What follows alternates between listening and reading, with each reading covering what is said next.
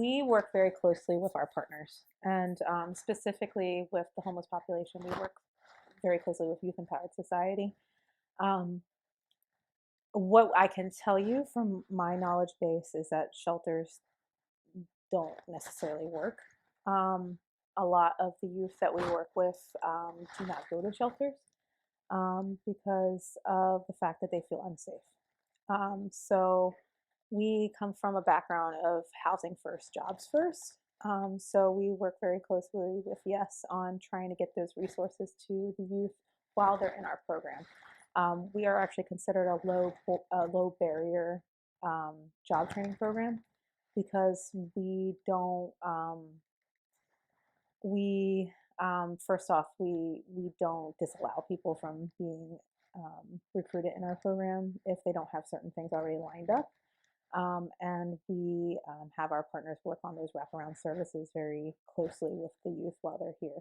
So they are getting those resources while they're in our program. Many of them are trying to do rapid rehousing, which is a program where youth are getting apartments while they're in our program, um, where they're getting help with the security deposit in the first month of rent.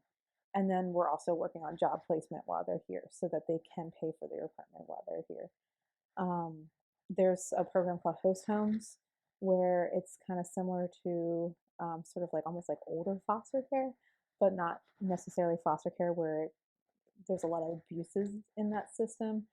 It's more like volunteers who are hosting the youth in their homes. And of course, there are shelters, but they try to work with shelters that are youth focused. There's actually a new one that was just opened up in East Baltimore called The Nest, which is specifically for 18 to 24-year-olds.